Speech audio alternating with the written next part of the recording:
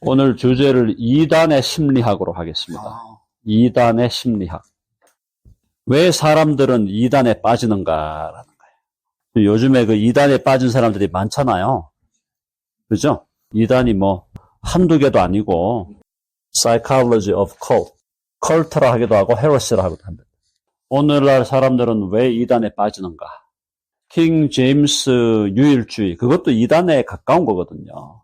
사실은 예를 들어서 통일교라든가 몰모니즘이라든가 이런 쪽만큼의 강력한 이단은 아니지만은 어쨌든 그런 이단성이 있어가지고 거기에 오래 빠져 있으면은 이제 데미지를 입는 거예요.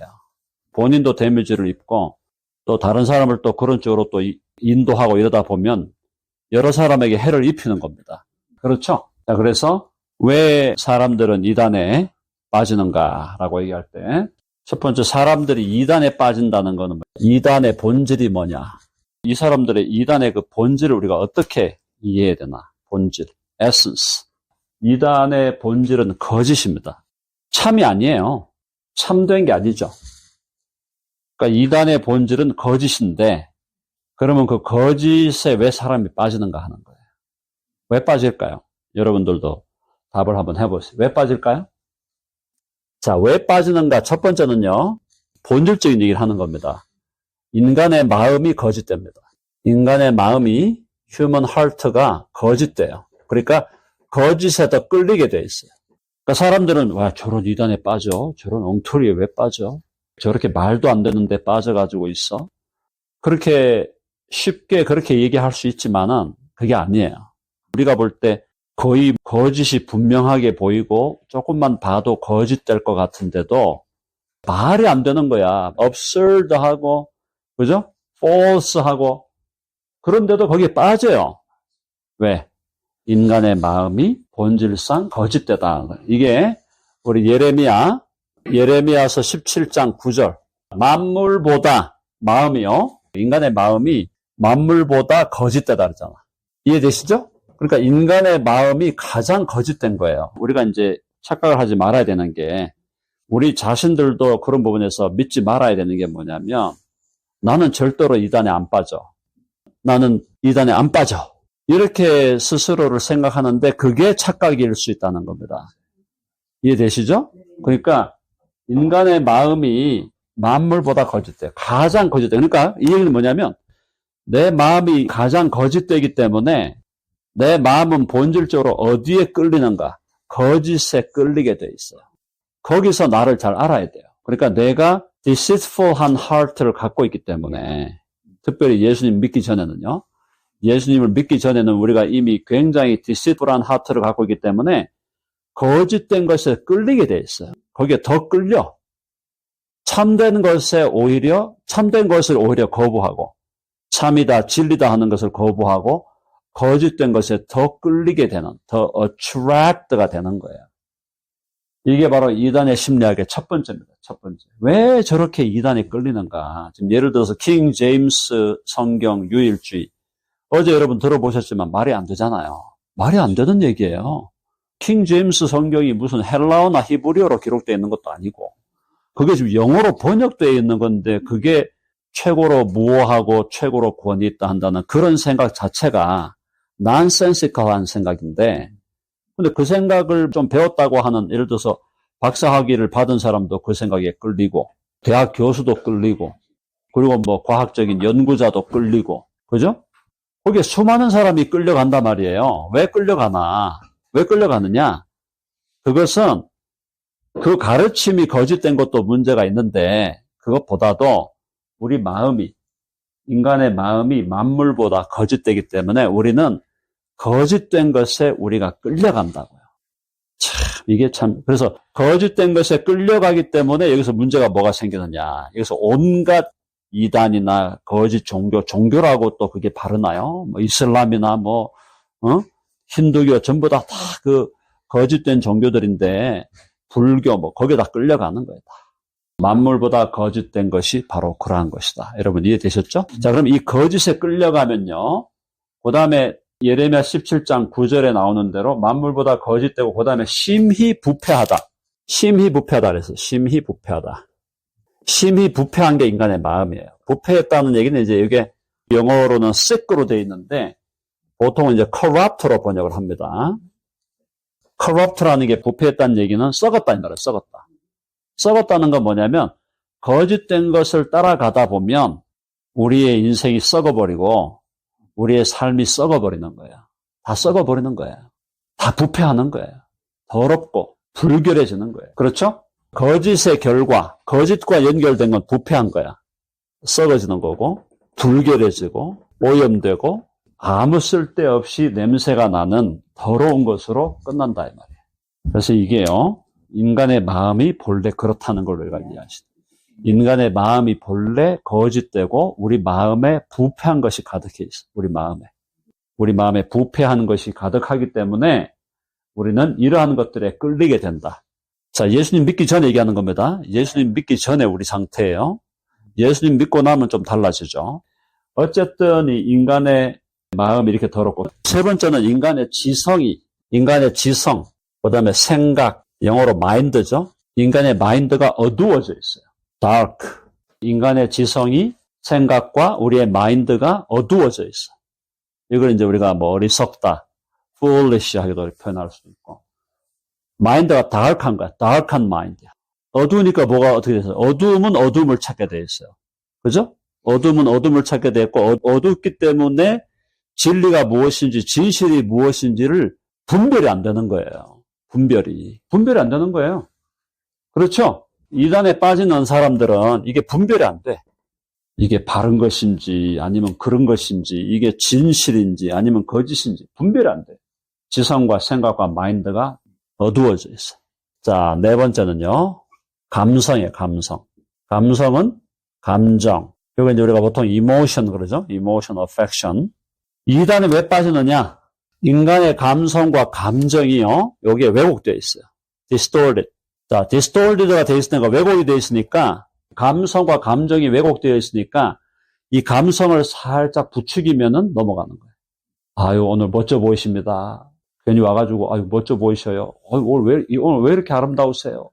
살살 이렇게 이단자들이 다 그렇게 한다는 거죠. 만나면은 싹 웃으면서 스마일 하면서 You are so wonderful. You are so beautiful. 뭐 이렇게 하면서 막 그렇죠. 분위기를 올려주는 거야. 분위기를 올려주니까 자 우리의 감성과 감정이 디스톨트된 왜곡되는 상태에서는 쉽게 넘어가는 거예요. 넘어갑니다. 그죠? 쉽게 넘어가요. 쉽게 넘어간다는 건 뭐냐면 마음을 준다 이 말이에요. 와가지고 훌륭해 보이십니다. 멋지십니다. 아유 뭐 이렇게 하면은 쉽게 넘어가는 거예요. 누가 나한테 와서 칭찬해. 와가지고 칭찬하고 뭐 패션도 되시고 스타일도 되시고 그럼 넘어가는 거예요. 이게 그냥 감성과 감정이 디스톨트 돼 있고 왜곡돼 있으니까 쉽게 넘어가는 거예요. 그래서 이단에 빠지는데 이단에 속해가지고 거기에 막 헌신하는 사람들을 보면요 정말 막 가려운 데를 긁어주죠. 그래서 누가 잘 모르는 사람이 와가지고 자꾸 웃고 그럴 때 조심하셔야 돼요. 이 사람 정말 나를 정말 좋아해서 웃나? 아니에요. 이거 트랩에 걸려고 우리한테 살랑살랑 웃고 오는데, 그러니까 이게 지금 감성과 감정이 우리가 디스톨트 왜곡이 되어 있기 때문에 빠진다는 거예요. 5는요, 다섯 번째, 의지. 인간의 의지가, 우리가 의지를 영어로 이제 will 하자고도 하지만은, 이제 volition 그럽니다. 심리학에서는요, volition. 인간의 의지가 어떻게 되어 있을까요? 인간의 의지가 약하죠. 약한 거예요. 의지가 약해지니까 쉽게 넘어가고 의지가 약하니까 쉽게 흔들려. 그래서 우리는 내 의지가 상당히 꽤나 강한 것처럼 생각이 되고 꽤나 내 의지가 상당히 견고한 것처럼 생각하지만 그렇지 않아요. 와서 작정하고 달려들면 다 넘어갑니다. 의지가 약하고 감성과 감정이 디스톨트되어 있고 지성과 생각이 다크되어 있어요. 그러니까 쉽게 넘어가고 그다음 마지막 여섯 번째로 관계성이 relationship이죠. 자, 이 relationship에서 인간은 본질상 외로워요. lonely. 인간은 외로운 존재예요. 외로운 존재라는 게 뭐냐? 관계에서 실패한 존재다. 인간은 관계성에서 너무나 쉽게 실패합니다. 왜 그럴까요? 상처를 잘 받기도 하고 상처를 잘 주기도 하기 때문에. 우리가 원하지도 않는데도 의도하지도 않았는데도 상처를 다른 사람에게 주게 돼 있고, 또 나는 상처 안 받고 싶은데 상처를 받게 돼 있어요. 그게 뭐냐? relationship, 관계성이 깨져 있다 이 말이에요. 관계성이 이게 깨져 있기 때문에 나는 나대로 상처 잘 받고 다른 사람에게도 상처를 잘 주고 상처를 주고받는 관계가 broken relationship. 이게 예수님 믿기 전에 기본적인 사람들의 상태입니다. 상태가 본질상 뭐라 그랬어요? 인간의 마음이 거짓돼요. 만물보다 거짓되기 때문에 거짓된 것에 끌리게 돼 있어요. 둘째, 인간의 마음의 부패함, 더럽고 불결하고 오염되고 냄새나는 지성이 어두워져 있습니다. 지성이 어두워져 있어요. 분별이 안 돼요. 감성과 감정이 왜곡되어 있어요. 조금만 듣기 좋은 소리 하면 쉽게 넘어가는 거예요. 자, 의지가 박약합니다. 의지가 박약하니까 너무나 쉽게 흔들리는 거예요. 그다음에 관계성이 깨져 있어. 관계가 깨졌어요. 부부 간의 관계가 깨져 있고 부모와 자식 간의 관계가 깨져 있고 형제 자매 관계가 깨져 있고 친구라고 하는데 어릴 때부터 소꿉놀이 하던 친구라 그러면서도 나중에 보니까 너무너무 관계가 멀어져 있고 관계가 다 broken relationship, lonely. 자, 이런 연약한 부분들을 치고 들어오는 게 바로 이단의 공격이죠. 그렇죠? 자, 그러면 여기서 우리가 이 상황에서 특별히 예수님 믿기 전에 이런 상황으로 빠지는데 예수님을 믿고 나면 우리가 어떻게 변화되는가? 예수 그리스도를 주와 구주로 믿게 되면 우리는 어떤 변화를 겪는가? 그죠? 우리의 변화. 예수님을 통한 변화가 오는데 첫째로 예수님을 통해서 우리가 변화되면 첫째로 어떤 변화가 있느냐? 우리는 뭘 알게 되느냐? 진리를 알게 됩니다. 그렇죠? 참과 진리를 알게 됩니다. 자, 예수님을 통해서 우리가 참된 것과 진리를 아는 것은 참과 진리는 어디에 있습니까? 예수님이 진리시죠? 내가 곧 길이요 진리요 생명이니. 해봅시다. 예수님이 진리다. 예수님이 진리예요. 그러니까 참과 진리를 알게 된다는 것은 예수님을 알게 된다는 거고 첫 번째가 예수님, 두 번째가 예수님의 말씀이에요. 말씀이 진리예요. 한번 해볼까요? 말씀이 진리다. 그래서 우리가 예수님을 믿게 되면은 예수님이 진리이신 분이니까 그 예수님을 진리를 우리는 encounter with the truth, who is Jesus Christ. 예수님이 진리이신 분이기 때문에 우리는 그분을 만나게 되고 또 예수님을 통해서 그분의 말씀을 통해서 우리는 또 진리를 알게 되는 겁니다. 진리를 알게 됐으니까 이제 거짓으로부터 이제 해방되기 시작한 거예요. Progressively 우리가 liberation 되는 거예요. 두 번째, 예수님을 만나게 되면 우리의 영혼이 거듭나죠? 우리의 영혼이 거듭나니까 우리의 마음이 새롭게 됩니다. 새로운 마음을 얻게 돼요. Renewing the mind. 그죠? 우리의 마음이 새롭게 돼요. 우리 영혼이 거듭나면 우리의 마음에 우리의 new heart를 주신다 그랬어. 한번 해보세요. 새 마음을 주신다. 아멘 하시죠? 새 마음을 주시는 거예요. 새 마음. 이 새 마음은 이제 어떤 마음이 되냐면 옛날에는 거짓된 마음이니까 그냥 거짓에만 끌렸는데 이제 우리가 새 마음을 주시니까 참과 진리로 우리가 이제 끌려가는 거야. 참과 진리에 끌리고 참과 진리를 좋아하는 마음, 참된 것과 진리를 사랑하고 추구하는 마음이 생기는 거예요. 그게 예수님 믿기 이후에 달라진 거예요. 아시겠죠? 지금 저와 여러분이 계속해서 하나님 말씀을 사모하고 진리를 사모하는 것은 바로 우리에게 하나님께서 새 마음을 주셨기 때문에 우리가 거듭난 것은 새 영혼을 얻은 거고 우리가 새로운 영혼을 얻었고 또 마음이 새롭게 됨으로 우리는 새 마음을 얻었다. 새 영혼, 우리의 영혼이 새롭게 되었고 우리의 마음이 새롭게 되었다. 이게 굉장히 중요한 거죠. renew 되었다. renew. 그죠? 세 번째, 지성. 지성이 어떻게 됐을까요? 우리 지성에 대해서 주님께서 우리 지성을 한번 해보세요. 지성을 조명하신다.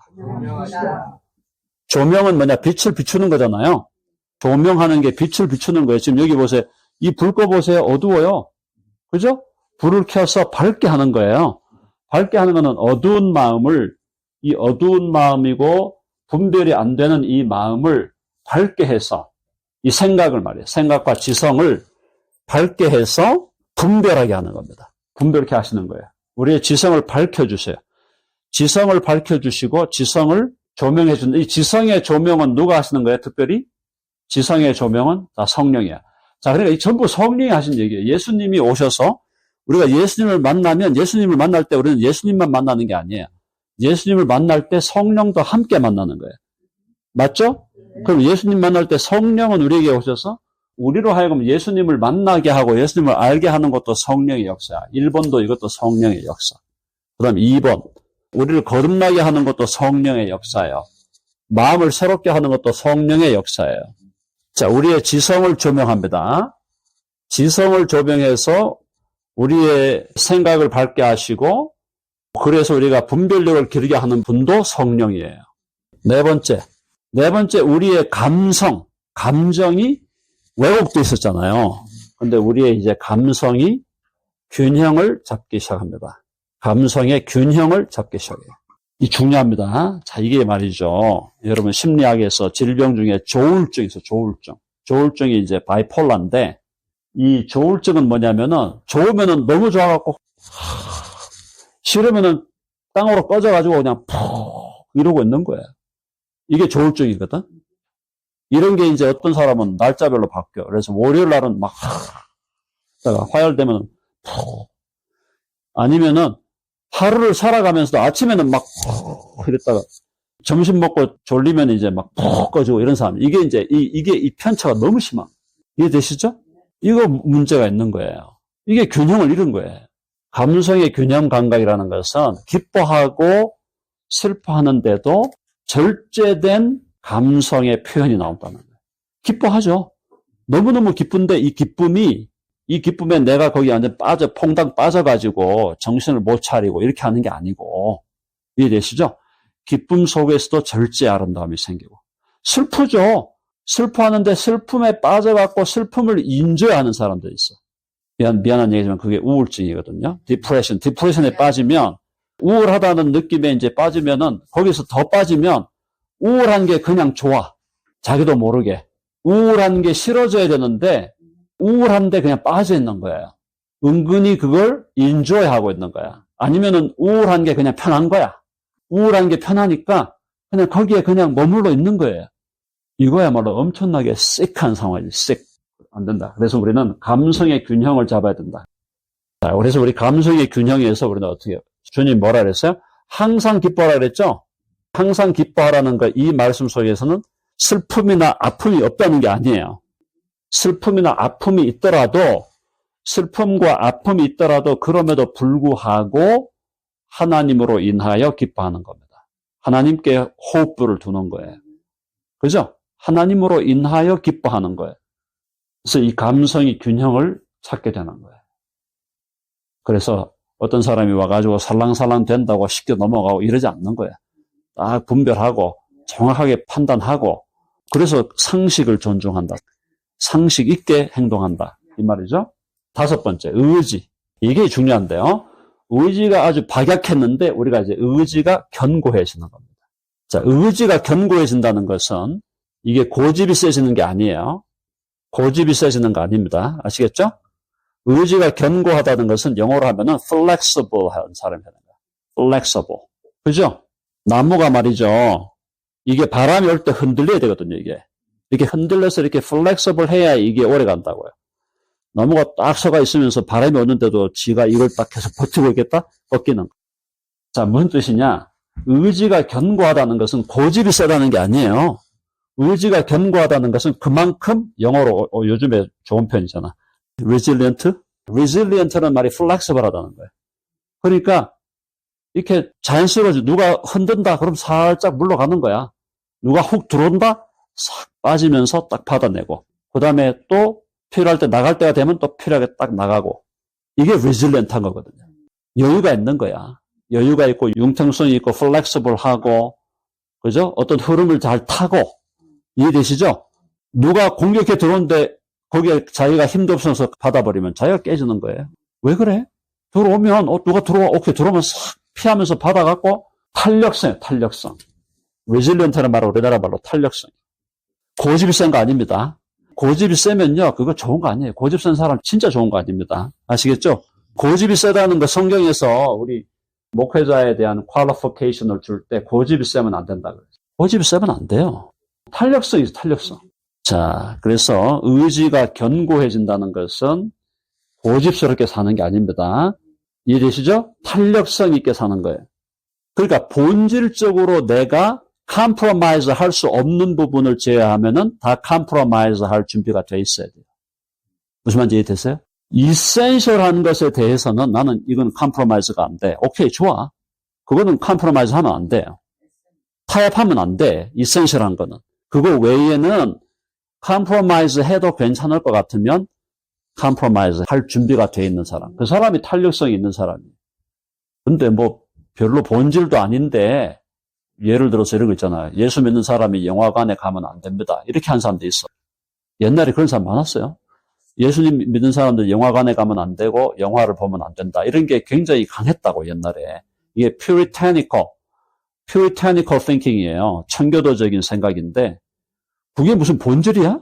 영화를 보든 안 보든 뭔 상관이야.